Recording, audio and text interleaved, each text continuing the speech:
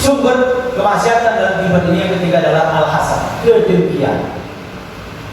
Kedengkian ini itu yang menjadi motivasi dan dasar dari Qabil anaknya Nabi Adam AS tega menghabisi nyawa saudara kandungnya yaitu Habil.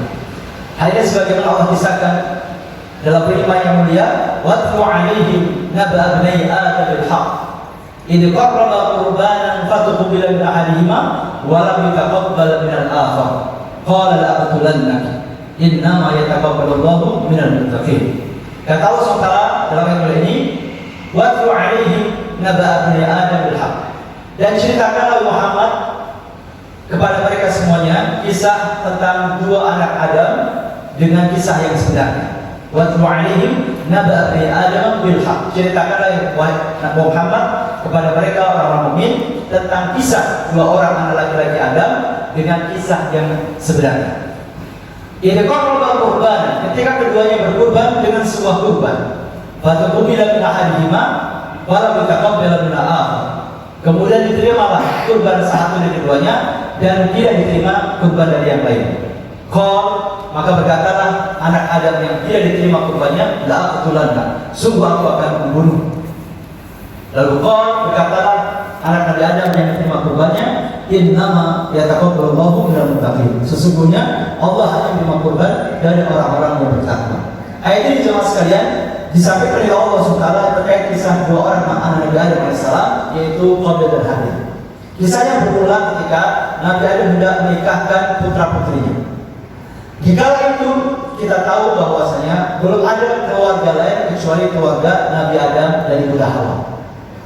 Maka ketika Nabi Adam AS akan menikahkan anak-anaknya, maka tentu tidak ada yang bisa dijadikan besan. Maka syariat ketika itu membolehkan pernikahan sekali, hanya saja dengan cara dilakukan persilangan. Disampaikan oleh para ulama bahwa Nabi Adam AS atau Siti Hawa istri Nabi Adam, ketika beliau melahirkan ini, Allah takdirkan lahirnya selalu kembar. Ada yang mengatakan istri Nabi Adam yaitu Ibu Hawa lahir atau hamil sebanyak 20 kali, dan setiap kali melahirkan itu anaknya kembar laki perempuan. Di lahiran pertama anak laki perempuan, lahiran kedua anak laki perempuan, lahiran ketiga laki perempuan, sampai 20 kali melahirkan itu selalu kembar laki-laki dan perempuan, laki-laki perempuan, laki perempuan, itu seterusnya. Nah, ketika mereka telah dewasa, Nabi Adam pun hendak menikahkan mereka. Maka dilakukanlah pernikahan persilangan, bahwa mereka yang lahir kembar itu tidak boleh menikah dengan kembarannya. Maka dilakukan persilangan. Anak laki-laki pertama misalnya dinikahkan dengan anak perempuan kedua. Anak perempuan pertama dinikahkan dengan anak laki-laki kedua. Anak laki-laki ketiga dinikahkan dengan anak perempuan keempat. Anak perempuan ketiga dinikahkan dengan anak laki-laki keempat. Begitu seterusnya dilakukan persilangan. Nah, termasuk adalah antara Qabil dan Habil. Qabil tidak dinikahkan dengan kembarannya Habil, dan Habil dinikahkan dengan kembarannya Qabil. Habil menerima, tetapi Qabil menolak. Alasan penolakan Qabil adalah karena kembarannya Habil itu tidak cantik sebagaimana kembarannya. Maka Qabil tidak mau dinikahkan dengan kembarannya Habil, dan dia bersikeras untuk dinikahkan dengan kembarannya sendiri. Maka Nabi Adam tidak mau menerima itu. Ditolak keinginan dari anaknya. Tapi anaknya Qabil itu terus mendesak agar dia dinikahkan dengan kembarannya sendiri. Lalu Allah perintahkan kepada Nabi Adam agar menyuruh kedua anak ini untuk berkurban atas nama Allah SWT. Mana di antara kedua-duanya yang Allah terima, maka itu yang boleh menikahi kembarannya Habil. Lalu masing-masing berkurban. Qabil berkurban dengan hasil pertanian yang ala kadarnya, dan dia seorang petani. Sedangkan Habil berkurban dengan seekor kambing yang bagus, karena dia seorang peternak. Ketika kurban keduanya telah diletakkan di satu tempat, maka Allah mengirimkan api untuk mengambil kurban tadi atau menghanguskan kurban tadi. Yaitu tandanya kurban mereka dialah yang diterima. Begitu tahu bahwasanya kurban Qabil tidak diterima dan yang diterima adalah kurbannya Habil, maka kemudian Qabil marah kepada Habil lalu mengatakan, la aqtulanna, sungguh aku akan membunuh kamu. Karena kedengkian dia tidak bisa menikahi kembarannya sendiri, akhirnya dia rela membunuh saudara kandungnya. Dan itu merupakan kisah pembunuhan pertama dalam sejarah kehidupan manusia.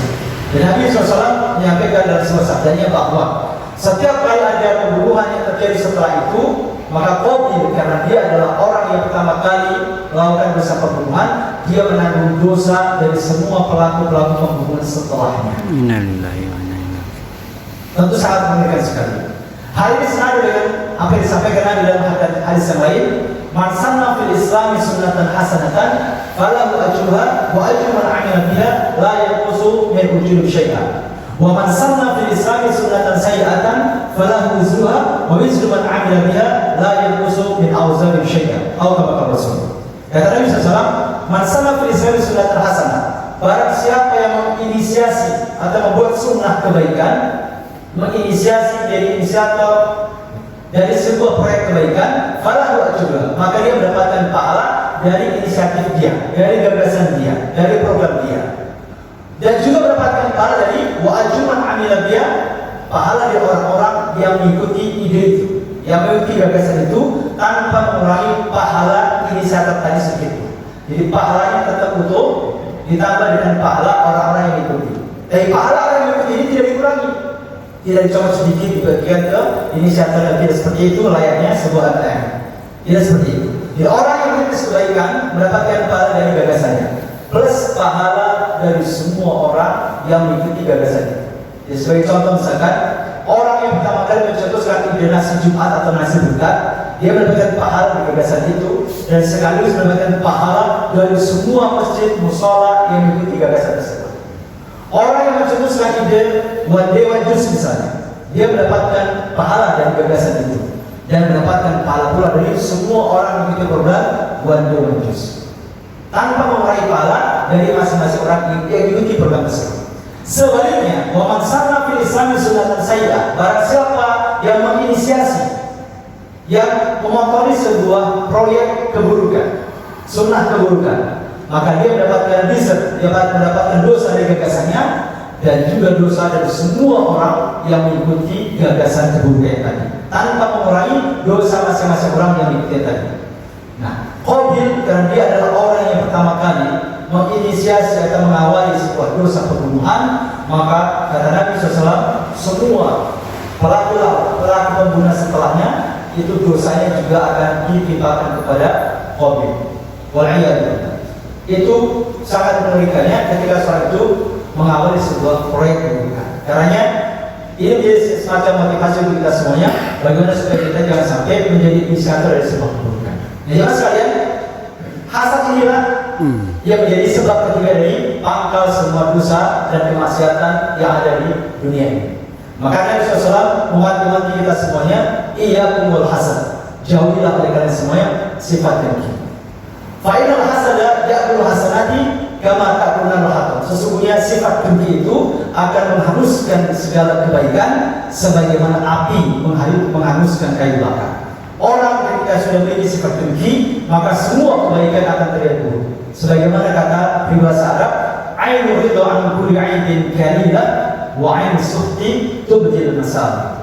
Pandangan mata yang didasari dari rasa cinta, maka akan menampakkan semua yang buruk itu kelihatan baik.